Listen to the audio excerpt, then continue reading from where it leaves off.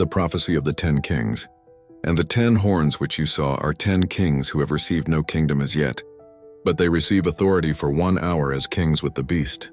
Revelation 17:12 NKJV. In the end times, Revelation describes 10 kings, powerful leaders, who align with the Antichrist and give him their authority. These are not necessarily monarchs with crowns. They are heads of governments, organizations, or unions, influential figures on a global scale. They will not rule long, just 1 hour, a brief time on the prophetic clock, but their power will be immense and their purpose is unified, to serve the beast system. Could this be a coalition of global elites or superstates forming before our eyes? The shifting world order. For decades, global governance has been moving away from national sovereignty toward international cooperation. The United Nations, 193 members, global reach, NATO, G20, World Economic Forum, BRICS, and other strategic alliances, economic and political unions like the European Union, regional power blocks in Asia, Africa, and Latin America. Today's world is being divided into regions of influence: military, economic, technological. Could these 10 kings be the heads of a final 10-region global order? Some prophecy students point to the Club of Rome's 1970s map, which divided the world into 10 regions. Others see a future coalition of presidents, CEOs, or digital authorities empowered by global crisis. Regardless of form, the trajectory is clear. Centralized control is accelerating. United by crisis, controlled by fear. History shows that empires don't rise by peace, they rise by pressure. Economic collapse, global pandemics, food shortages, wars, and rumors of wars, climate catastrophes. Technological disruption. Each crisis becomes a gateway for global cooperation and eventually global submission. Imagine a world plagued by chaos. Then imagine 10 powerful leaders stepping forward, charismatic, solutions-driven, united. They will not appear evil. They will appear like saviors. But Revelation warns they will hand their power to the beast. Giving power to the beast. These have one mind, and they will give their power and authority to the beast. Revelation 17:13. The 10 kings are not independent rulers. They exist to empower one man, the Antichrist.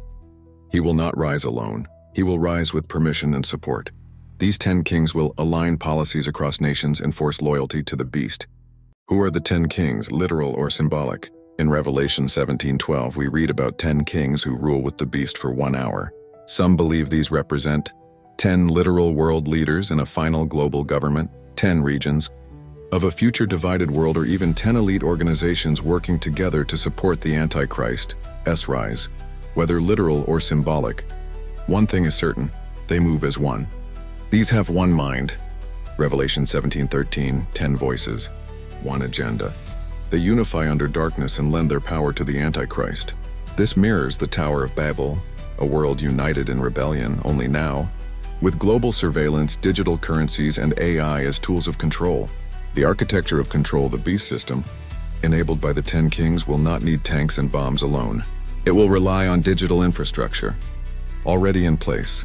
Central bank digital currencies, CBDCs, that track and limit spending, biometric IDs tied to movement, health, and faith. Global speech controls where biblical truth is labeled as hate, climate mandates that restrict travel and consumption, and AI-powered systems that monitor loyalty to the regime. These 10 kings will normalize the beast system under the guise of peace, security, sustainability, unity. But make no mistake, this unity will be demonic. And the whole world marveled and followed the beast. Revelation 13:3. War against the saints. Once power is handed over, the beast, backed by the 10 kings, goes to war. War against freedom, war against truth, war against the people of God. It was granted to him to make war with the saints and to overcome them. Revelation 13:7. This will be the darkest hour for believers on earth. Persecution will intensify. No buying or selling without the mark. Churches driven, underground families forced to choose between food and faith. Martyrs made in every nation. But this isn't to defeat, it is refinement. This is the church becoming the bride, pure, holy, and tested. The judging of the kings and the beast. The reign of the 10 kings is short-lived. They rise quickly, but they fall suddenly. These will make war with the Lamb, and the Lamb will overcome them. Revelation 17:14. As they unite under evil, heaven responds. Christ returns on a white horse. The beast is thrown alive into the lake of fire. The 10 kings are stripped of power. Judged by the King of Kings, what they built in pride will collapse in 1 hour. For in 1 hour such great riches came to nothing. Revelation 18:17. The system of control, deception, and blasphemy is burned to the ground. What must we do? In light of this prophetic truth, how should the church respond? Stay spiritually awake. Don't be lulled to sleep by comfort or compromise. Understand the times. Recognize the architecture of the beast system being built around us. Stand against deception. Biblical truth is being redefined. Hold to God's word no matter the cost. Prepare for persecution. The 10 kings may offer peace, but it will be peace without Christ. Fix your eyes on the Lamb. The beast will rage. The kings will roar. But the Lamb will overcome. Babylon the Great, the city behind the system. Babylon the Great is fallen, for all the nations have drunk of the wine of the wrath of her fornication. Revelation 18:2-3. Behind the beast and the 10 kings lies a greater power, Mystery Babylon. She is described as a city of great wealth, a center of false religion, a hub of commerce, politics, and immorality. This end-time Babylon could represent a literal city, global economic or religious system, or a powerful union of media, tech, finance, and faithlessness. The 10 kings may govern, but Babylon pulls the strings, and for a time they serve her purpose. When the kings turn on Babylon, Revelation gives us a shocking twist. And the 10 horns which you saw, these will hate the harlot, make her desolate and naked, eat her flesh and burn her with fire. Revelation 17:16. The very kings who upheld Babylon will turn on her. Why? Because evil always devours itself. Once Babylon has served her purpose, the beast and his kings discard her, destroying the system they once promoted. False religion is exposed, corrupt economies, collapse globalism, fractures cities. Burn God uses evil to destroy evil, and then judges the destroyers. Heaven rejoices while earth mourns as Babylon falls.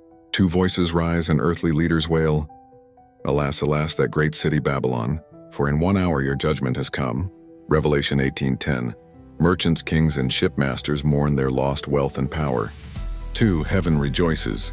Rejoice over her, O heaven, for God has avenged you on her.